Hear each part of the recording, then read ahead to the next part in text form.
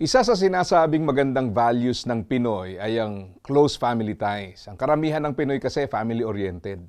Nagbibigay halaga sa relasyon at sinasaalang-alang ang pagiging buo ng pamilya. Sa ibang bansa ay merong facility sa matatanda, pero dito sa atin hangga't maaari, tayo-tayo yung mga ngalaga. Marami din sa mga magulang ang ayaw na mapalayo ang mga anak.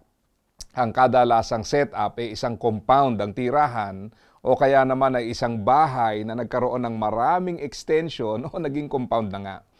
Hindi masama ang ganyan pero kailangang maliwanag ang mga pamantayan at nagkakasundo. Madalas kasi kapag sama-sama, toka-toka din. May toka sa pagkain, may toka sa kuryente, may toka sa iba pang bagay. Ito madalas ang kinalalabasan. Kapag may sumobra ng takal sa ulam o kanin, ay merong aangal. Kapag ang ilaw ay laging nakasindi, merong family member na unang mapupundi dahil siya nakatoka doon. Minsan nagkakaproblema sa relasyon dahil nagiging kahariang may dalawang reyna, yung nanay at saka yung asawa. Pati sa pagpapalaki ng anak, minsan mahirap yan. Kapag napagalitan ng ibang miyembro ng pamilya ang bata, magagalit ang magulang. Kapag naman ang magulang ang nagdisiplina sa anak, siya naman ang mapupunan ng iba. Minsan nag-aasahan na may gagawa, tapos pag wala, nagkakatabangan na rin yung samahan. Hindi naman kailangan magkahiwalayan, pero kailangan magkaliwanagan. Hindi naman kailangan mag-iwanan, pero dapat magkaisa para maiwasan ang isahan. Kailangan ng magulang ang pangangalaga, pero kailangan din ng mga anak na matutong tumindig sa sariling paa. At yan ay hindi lang sa pera, kundi sa lahat ng aspeto ng kanyang buhay. Kasama na ang authority niya sa kanyang sariling pamilya.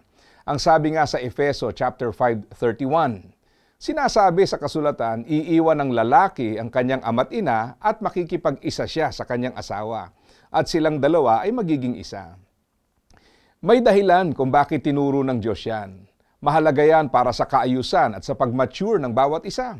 Minsan yung tinuturing nating close family ties ay maganda nga tingnan dahil lahat sama-sama, pero kapag ang saloobin naman ay kanya-kanya, baka dapat pag-aralan at pag-usapan kung paano lalong magiging maayos ang samahan. Ang buhay pamilya ay isang journey. May parte ng paglalakbay na kailangang tahakin ng sama-sama at may parte ng journey na dapat tahaking mag-isa alang-alang na rin sa maturity. Ang buhay pamilya ay journey dahil ang pagkatuto kung paano makikitungo ay isang tuloy-tuloy na proseso. Kung ilalagay sa ayos ang sistema, ang pagsasama, tiyak na magiging kaaya-aya. Kaya, asa ka pa